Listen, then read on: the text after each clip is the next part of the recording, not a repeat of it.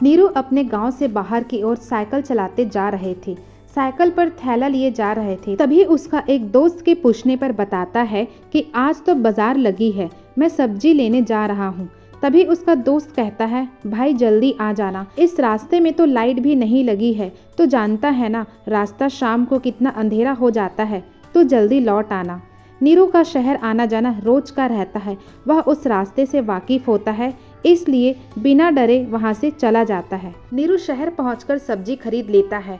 उसके कई सारे पहचान के दोस्त मिलने की वजह से उसे वहां बात करते करते काफ़ी देर हो जाता है। वहां नीरू की पत्नी इंतज़ार कर रही होती है कि कब नीरू सब्जी लेकर आएगा तो कब वह खाना पकाना शुरू करेगी।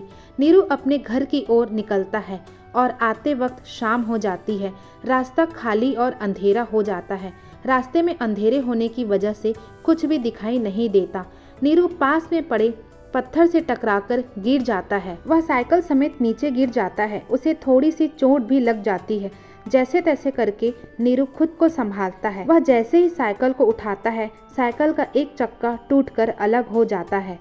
नीरू को कुछ भी नहीं दिखाई देता। थोड़ी देर वह ढूंढने में निकालता है, पर कुछ भी हाथ नहीं आता। उसी समय कुछ लोग शहर से काम करके वापस लौट रहे होते हैं। नीरू की मदद मांगने पर कुछ लोग उसकी मदद करते हैं और नीरू जैसे तैसे करके घर आ जाता है, पर साइकिल वहीं छूटा रहता है। नीरू घर आकर अपनी पत्नी को सारी घटनाएं बताते हैं। तब उसकी पत्नी कहती है, सुबह जाकर साइकिल ढूंढ लेना, क्योंकि एक वही साइकिल हमारा सहारा है जी, और आप यह भूलिए मत कि वह साइकिल हमें किस स्थिति में और कहाँ मिली थी। दोनों थोड़े परेशान होकर खाना खाते हैं और सुबह होने की इंतज़ार करते हैं। सुबह होते ही नीरू उसी स्थान पर पहुंच जाते हैं। वहां देखता है कि उसकी साइकिल जैसे का तैसे पड़ा होता है, पर उसका एक चक्का नहीं रहता है।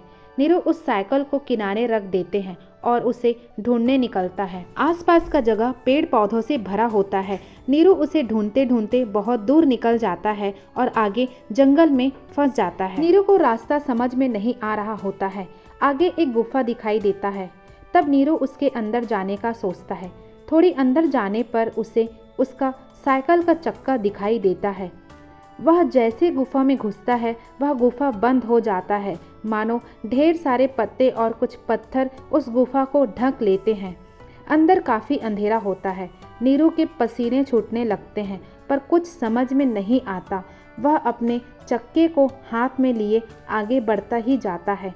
गुफा बहुत ही बड़ी होती है और काफ़ी अंधेरा भी होता है। थोड़ी देर बाद नीरू पत्थरों की दुनिया में पहुंच जाता है, जिसमें अजीब तरह के प्राणी जीव जंतु रहते हैं, पर एक भी जीवित नहीं रहते।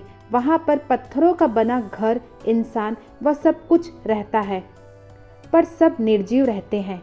किसी में जान नहीं होता। नीरू सब देखकर आगे बढ़ता ही जाता है।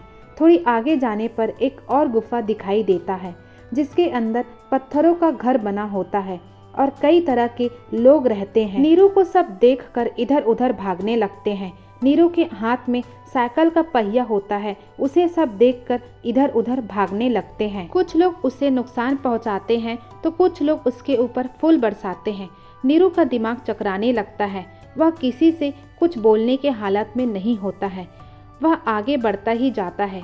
तभी वह देखता है पत्थर का बना एक राजा का मूर्ति होता है, जो बहुत ही सुंदर व विशाल व चमकदार होता है। सभी उसका पूजा कर रहे होते हैं और अचानक नीरू को देखकर हैरान हो जाते हैं। इधर उधर भागने लगते हैं, अपनी भाषा में कुछ बड़बड़ाने लगते हैं। नीरू को कुछ भी समझ में नहीं आता है, ना ही भाषा और ना ही वहाँ के लोग। नीरू उस विशाल राजा की मूर्ति को देखकर दंग रह जाता है। तभी नीरू को कुछ समझ आता है। वह देखता है कि राजा की मूर्ति में कुछ अधूरा सा है। वह साइकिल के पहिए को लेकर आगे जाता है। सब बहुत जोर जोर से चिल्लाने लगते हैं।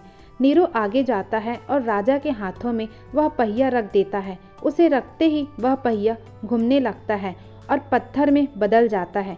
राजा की मूर्ति देखने से अब संपूर्ण लगता है। चक्र के घूमते ही मूर्ति के चारों तरफ से रोशनी आने लगती है। तब नीरू को समझ आता है कि यह मूर्ति इस चक्र के बिना अधूरा था। इसे लगाते ही यह मूर्ति पूर्ण हो गया है। तभी नीरू के पास एक अजीब सा प्राणी आता है, जो इंसानी और गुफा के लोगों का बात समझ पाता है। वह नीरू से आकर कहते हैं, तुम आखिर इस जन्म में यह कार्य पूरा कर ही डाले। नीरू के पूछने पर वह प्राणी नीरू को कहानी बताते हैं। तुम इसी गुफा के प्राणी थे और राजा के खास सेवक भी थे। राजा का चक्र कोई मनुष्य चुराकर ले गया था, तब से हम सब उसे ढूंढ रहे हैं, पर राजा को सिर्फ तुम्हारे ऊपर भरोसा था, इसलिए वह तुम्हें इंसान बनाकर गुफा के बाहर भेजे थे। आखिर तुमने वो काम कर ही लिया। तब नीरू कहता है, पर मुझे कुछ याद क्यों नहीं है? तब अजीब सा प्राणी कहता है, क्योंकि राजा नहीं चाहते थे। अगर तुम्हें सब याद रहता तो तुम अपना कार्य ठीक से नहीं कर पाते, इसलिए अपने शक्ति से तुम्हें सब भुला दिया गया था। नीरू उस राजा की मूर्ति के सामने जाकर आंख बंद करता है और खड़ा रहता है।